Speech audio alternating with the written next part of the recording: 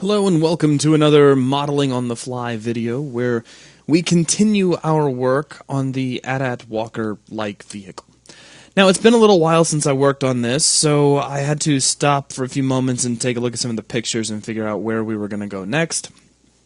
And I think we're going to just keep on working on this forward troop area. There's not much left to do before we could pretty much call it wrapped, but there was something I noticed that I wasn't a big fan of. And that is this piece here. And if you can't see which piece I have selected, let me grab it and just kind of drag it forward. I'm not a big fan of how the internal shapes here are being handled. So what I'm going to do is jump into Polygon Subobject mode. And let's press F2 so we can see each of those faces. I'm going to select each one of these and simply nuke them out. Now, I did like the thickness that was there, just not the way that it was created. So what I'm going to do is grab the object back at the object level, and let's go into our modifier list, and let's pop on a shell modifier. Now, I'm going to play with my inner amount just a bit here. And you notice we get kind of an interesting downward slope here on the front, which is, it's kind of an issue, but it's nothing we can't fix, so no big deal there. We'll just add some general thickness, and I think that'll work. So let's just right-click, and we'll do a collapse all, hold and yes. Now, that's going to make an editable mesh, so let's make that an editable poly once again. I'm also going to, this is just a personal preference, I'm going to grab this interior polygon and make it go away. I'm just not a big fan of those. We can grab this polygon, and you see how it's kind of tilted here. Well, we could fix that. Let's go ahead and make this, we could say planarize it. Well, I guess local Z isn't going to do the trick there. And that's a little bit harsh, but it does get it flattened in the way we want it to be flattened. So now we can just pull it back down a little bit.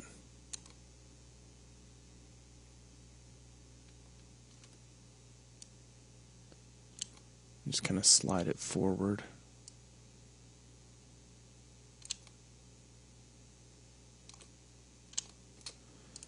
I think that'll work. So anyway, just another way to get full thickness in there in a slightly cleaner manner. Okay, now another thing that I noticed was that as we start digging through some of the reference videos, on a lot of the pictures, even from the movie model, this front plate doesn't have this 45-degree bevel on it. It's actually a 90.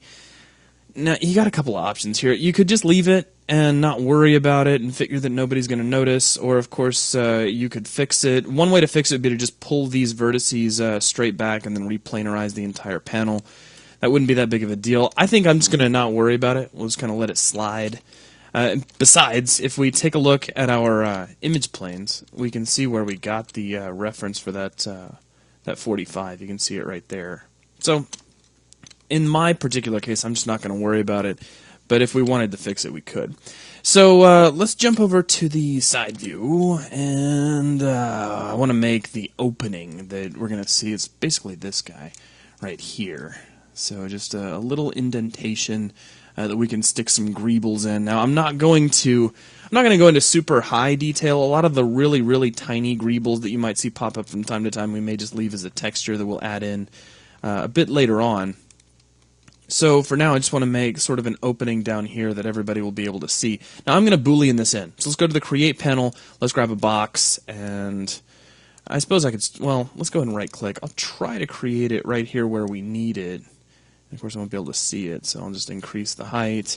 Let's jump over here to the top, front, back, just one of these other panels where we can kind of see what's going on. We can slide that box out a little bit, just so we can kind of get an idea of exactly where and how it's positioned. Now I'm going to pull down the overall height of this box. It doesn't quite need to be so big, and that's probably a pretty good size. Now we're leading to a few minor discrepancies between what we see on the model. This area is a lot thinner. It looks like this metal plate kind of comes down a little bit further, but let's jump over here to the side view real quick, and we could fade everything out. If we positioned it right about here, it's going to line up with what we've got in our references. So, a few minor discrepancies are almost to be expected with an object like this that has been described by so many different people. So, I don't think it's going to be that big of of a concern. We'll just kind of keep moving forward in spite of it. Let's go ahead and shade everything back in. Now, I'm going to right-click this guy and convert it over to an editable poly and do a little bit of rounding at the corners. So let's press the 2 key so that we can grab some edges. I'll hit Z so that we can frame right up on that edge in particular. And let's grab this edge as well, and this edge as well, and this edge. Now, with those selected, we need to, of course, do a chamfer. And if we wanted to, we could add a couple of segments and make this pretty round. I don't mind doing it. I don't want it to become so dense that it really becomes a pain to work with. So let's just leave it at 3 segments. We'll click OK. And let's get out of subobject mode. We can slide this right into the surface. And I'm going to see if I can stick my head in here. And I just want to make sure that we're not poking all the way through. So when we see that, we've gone too far. So we'll pull back a little bit and pull this out. Just find kind of a nice compromise, say to right about here. Okay, I think that's going to work. Now, let's jump over to compound objects, and we've got our pro boolean. Actually, let's do this the other way around. So right-click and get out of there. We'll select this guy, pro boolean, and start picking an invalid boolean. Check operands for self-intersection, and it says no. It says you can't do that. Oh, let me back out of there and double-check this object, because I'll bet we've got some funniness after that chamfer. Or we might have some. Well, I don't think we should have any problems with the big blue piece. And technically, that guy should be okay. Let's try again, see if something silly happened. Invalid boolean, yeah. All right. Let's get out of here. See what this guy. Oh, he's still a pro boolean. Let's go ahead and convert him back to an editable poly. I wonder if that was the issue. Nope. Okay. I just had to double check. Had to confirm. Okay. So you, come here. Let's figure out what's going on here. F3. No, it's looking okay so far. How far back can we step with the almighty undos? I'm curious about something. What if we just tried a very, very simple boolean like so, and then rounded it out after the fact? You'd think theoretically that would work just fine.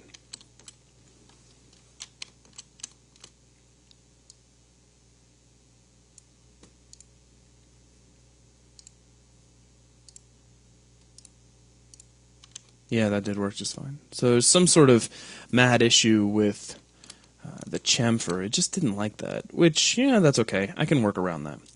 So let's get back out here, and let's convert this back out to an editable poly. And press F3 real quick, see what that's done as far as cutting out some edges for us to worry about. It put one edge way out here at the corner. That's not necessarily a problem. But I'm going to make a couple of changes. Let's get it here to the side view. I'll also hit F3. And let's go to vertex subobject mode. And what I want is my slice plane. And I really don't want it to be oriented like that, first off. So let's rotate this bad boy 90 degrees in Y so it's nice and horizontal. That makes me a lot happier. And we're going to slice. Well, let's get right above this guy. I think that'll work. Now, let's switch back to rotate, and I'm going to rotate this guy vertically as well. It might not end up being exactly vertical. We don't want to clone that, so let's just close that out.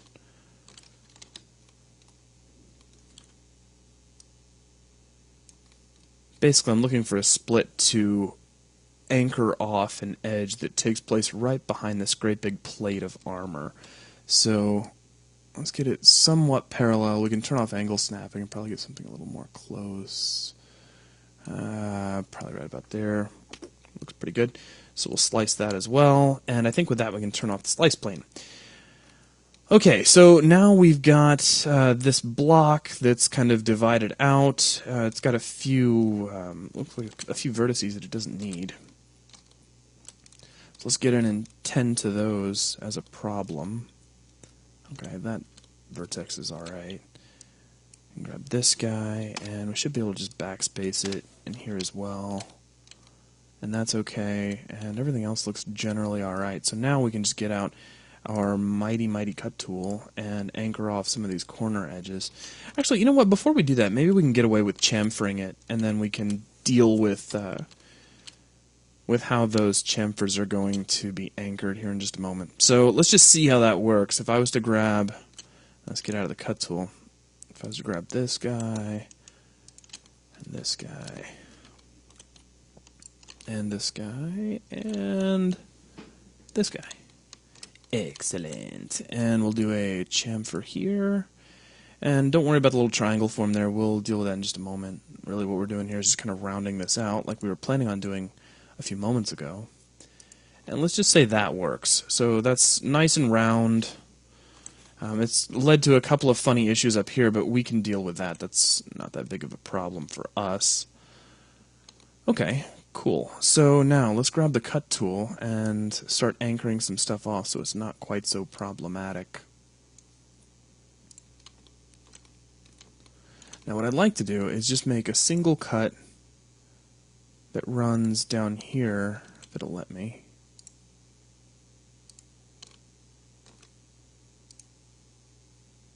There we go.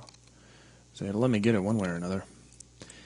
And, yeah, there's some really mad stuff going on right here that I'm not a big fan of. So let me undo back just a little bit. Now, I don't know how well it's going to like me doing what I want to do right now. It might just start griping at me. Max may explode. Probably a good idea for me to hold the scene. But what I want to do is grab this edge. Get out of our cut tool for just a moment, and I want this edge to go away. And because we've got this edge cutting through here, Max should be satisfied that this indentation is anchored enough. So hopefully, with just that one split through the middle, it won't give me too much grief over using my chamfer to round these out. That's what happens when it's been a little while since you touched Max. Alright, now, let me see here. Let's pull those in, maybe go up to a third, and click OK. Now that all looks marvelous. So now, let's switch back over to vertices. Now let's activate the cut tool and see what needs to happen to anchor all this stuff off. It looks like we've got a floating vertex here as well. So, take that out. Take that out. It looks like it exists on all corners and doesn't need to, so we'll make all of that disappear.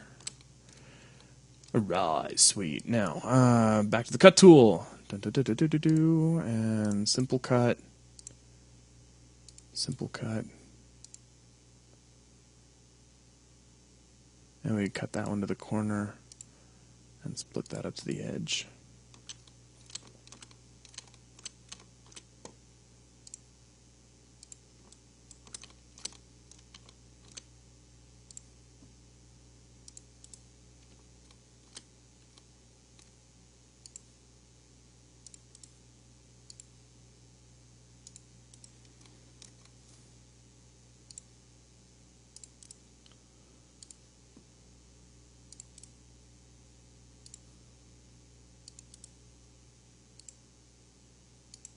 Okay.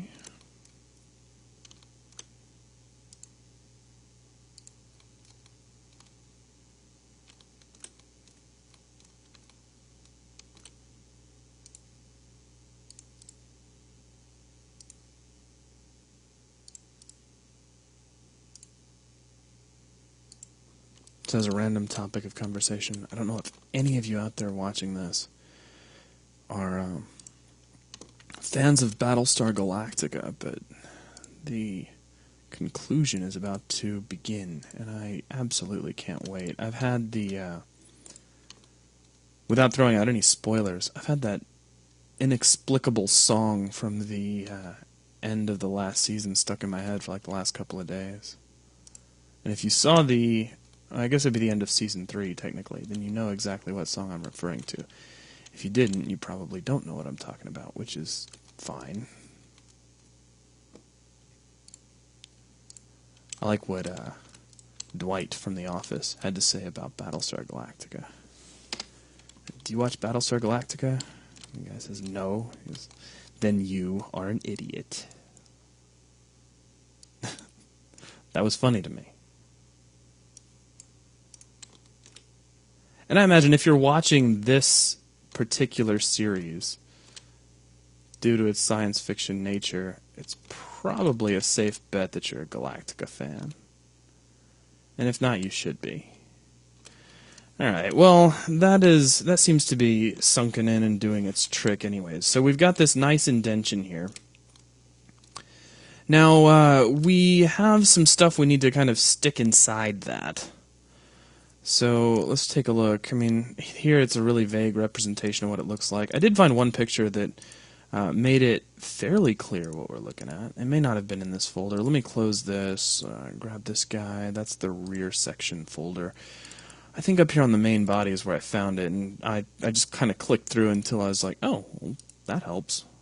So this helps a little, but it's also still kind of vague. I mean, it looks like we could make something out of a few connected boxes and call it, which is probably going to be more than sufficient. Another take on it, though, that's a little bit more detailed exists here in this picture.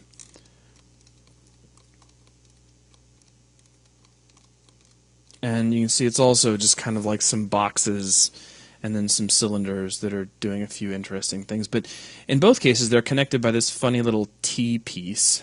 It's like an upside-down T. So we could just kind of start there. But right now, I don't want to get too much into hardcore greebling. I have avoided it up to this point and not let us get too bogged down in it, because that's something we could do as a final pass later on. I think the only exception really would be this funny piece up here, and that was just because, hey, let's have fun with splines and put that together. So I could do some of the easier stuff that's kind of scattered across the front. Like we got these funny two little blocks up here. We have what could arguably be another block down there. We have these little indented slots here and here. So that's the kind of stuff we could knock out fairly quickly. So let's see here. If I go to the Create panel, let's just go to Standard Primitives. Let me grab a box. We'll switch on Auto Grid. And we could probably come over here to this side. We could just draw on something about like so. Give it a little bit of thickness. Right click, and then just go look at it in perspective. And that looks like it didn't do what I wanted it to at all. And that's pretty horrific.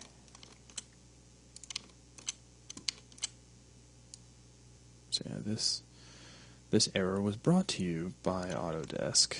But that looks pretty good, so we'll just build it in this view and pretend that we never saw any other result in this one, right? Okay, so let's see here. I'm going to pull down the length a little bit. We'll pull down the width a little bit. And, I mean, it's really just cycle around and see if you can find a picture that kind of looks like that. Now here, maybe I'm interpreting something that may or may not be there. But there's room for that too. That's kind of how it goes. So we could, let's see, let's just pull the height down on this and make it really faint. And I'm just going to make this into a panel that's right down here. Now we could also just take this, we can slide it out here. Not worry about the box number at the moment. And we don't need to worry about the height, but the width could come down. The overall length could come down. And we get a couple of, and you'll notice again on this model everything's still even more different than it was anywhere else. So you're just kind of having some fun with shapes and whatnot.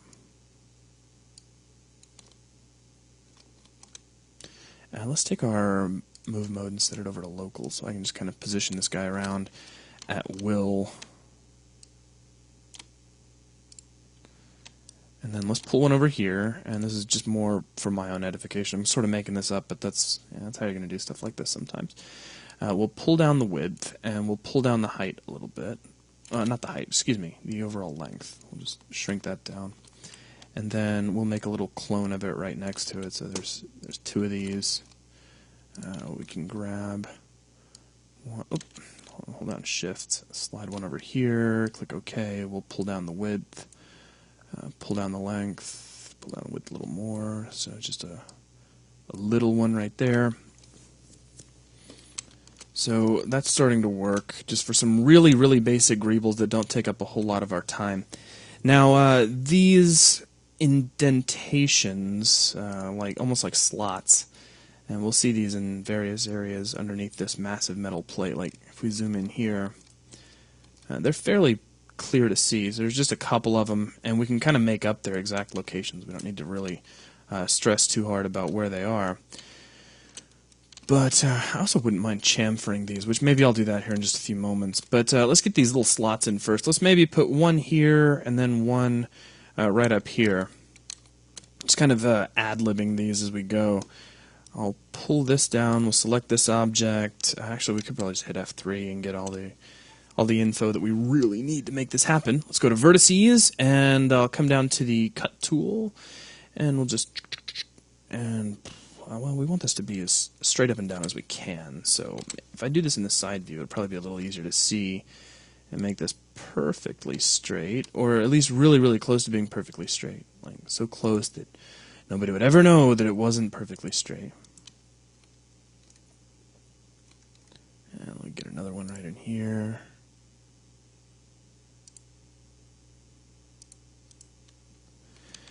Now, the funny thing about doing that is that we probably ought to do a couple of things here. Now, that cut all the way through, and that's good, so that we can just snip this right up through here. Snip this right up through here. And that's very good. Okay, now let's try this. And just a quick test. We grab these new edges, and that's, that kind of snakes off a little bit. That's a little funny, but it shouldn't matter that much because it's all on the inside and we can't really see it. It's driving me a little bit crazy. Maybe we can fix it. Let's just grab vertices, and we can't see that one from here, so if we jump over here we can see it. And we don't want any sort of tools out.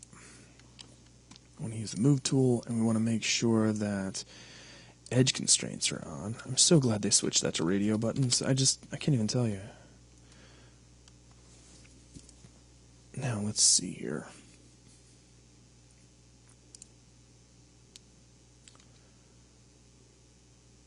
We could try force two-sided and see if that helps, but I don't know if it will or not. No, not really. That's okay. The move tool will give us an idea of where the vertex is exactly.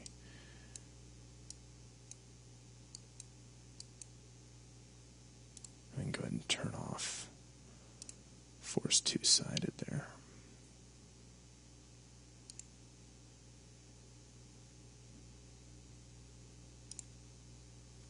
Right, that's pretty clean. Now if we come over to this guy, then really it's just a matter of getting that y-axis line to line up with our existing edge, and I think that's going to be close enough for what we're doing. Okay, so we got these two edges. Now let's switch over to edge subobject mode. That's clean enough for me. Let's try chamfering these guys, and they get a nice little split. Kill off the segments. Lower the amount down to about, we could probably get away with that. Click OK.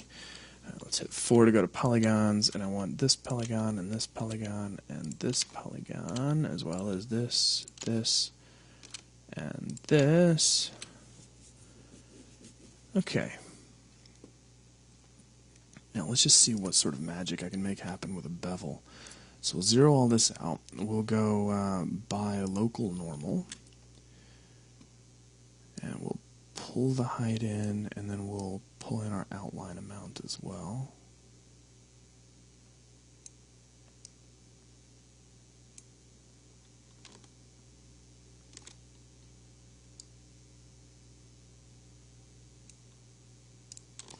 Okay, now let's press F3, shade everything up.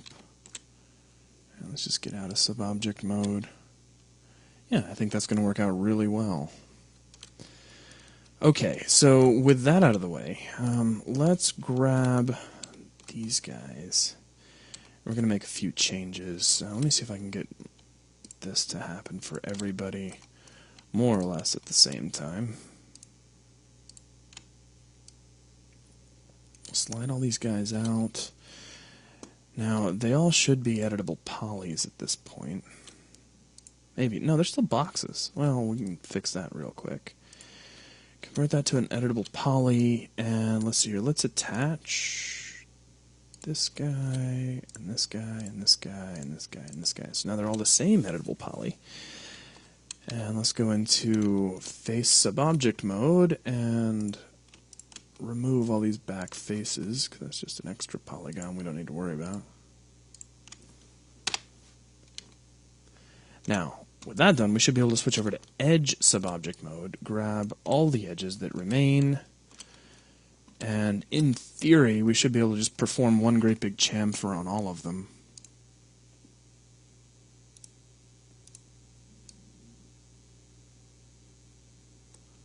It doesn't like that back edge, and I can't say I blame it. That's okay. Let's see here. Let's hit Z, try to frame up on what we got.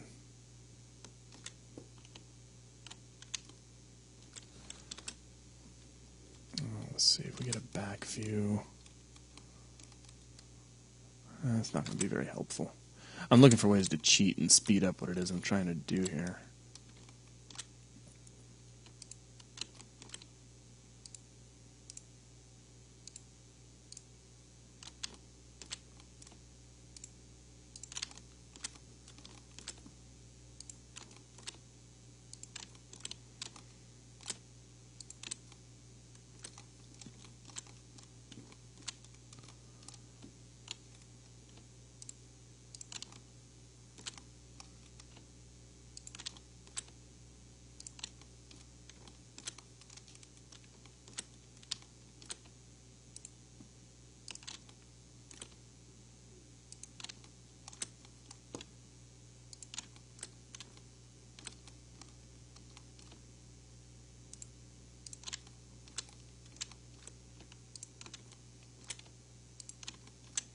Alright.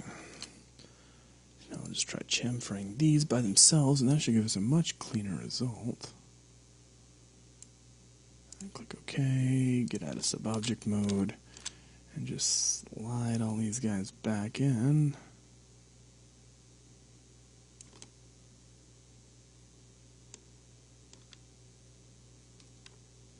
Interesting, those don't line up anymore. Or maybe they never did. That's okay. We'll make them work. Whoops, wrong object. Let's get you by yourself and switch over to elements. And I want this element. I'll frame up on it and just slide it in like so. That's easy.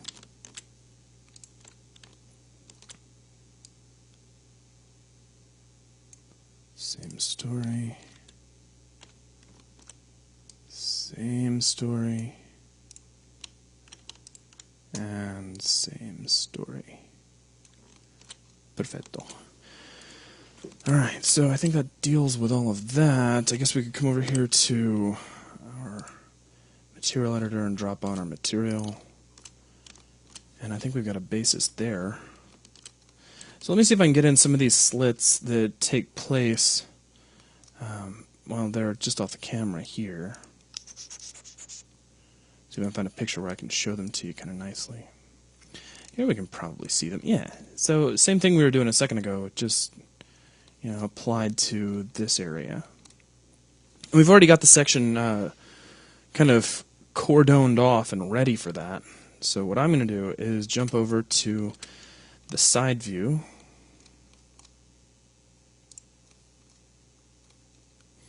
And if you want, you can be really hardcore about exactly where these are placed, but I don't think it's that big of a deal.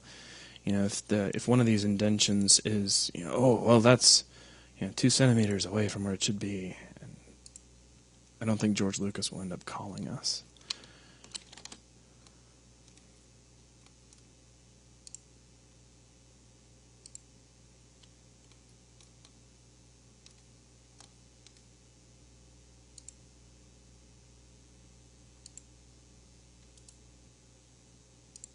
Of course, if I ever did get a call like that, I'd just be like, hey, you watched the video, that's great.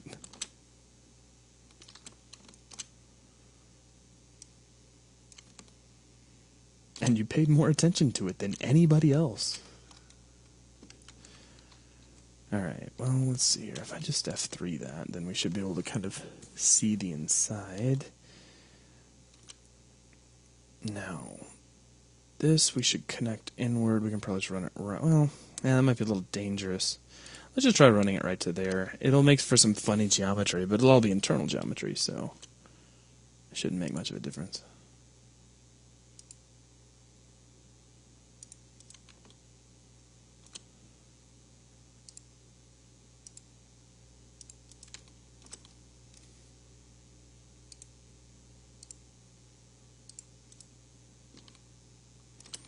Alright, now we have all those edges selected, so let's do a little chamfer. Ooh, cancel. We don't want any of these guys selected. Ah! There we go. Much better. Okay, so chamfer just these guys. And let's just say that works. And we'll go to polygons. And I want that guy, and that guy, and that guy, and that guy, and then get all their little wraparound relatives here. Okay, and then we'll try bevel. And this will probably work at its current settings. F3, shade everything up, get out of subobject mode altogether, and we have some nice little indentations there. So that's really starting to come along. I think a final thing that I could do would be to come over here to this piece, and let's go to edges. Let me press F4, allow me to see these edges on the surface, which will make my life a little better. And I have the wrong piece selected now anyway, because this is the one I want. And let's see. Now, you're probably going to yell at me if I click loop. Oh my goodness, it didn't. It just selected it. Don't tell anybody that worked. It may never work again. And let's hit chamfer, and that's crazy and needs some attention. So again, we get that chance to really spot errors in our surface. So let's cancel that. Let's go to vertices, and lo and behold, we have an extra vertex right there. So we'll nuke that out. Go back to edges and try chamfering again. And that's looking much cleaner. So we'll just pull down the amount to something very, very small and click OK. And there we go. So I think with that, we've got this side of the forward troop area pretty much ironed out in terms of the major pieces and key greebles, little tiny stuff we can deal with a little bit later. And so from here, I'd probably move on and start working on the top, and we can just kind of work our way back until we get to the rear part of the troop area, which will be its own thing. So that is going to wrap up this video. I'd like to thank all of our member sponsors who make videos like this possible. And if you see one on the site, make sure you give them your thanks too, because really, without them, this kind of stuff just can't happen. So thank you to all of you, and I will catch you around on the next video.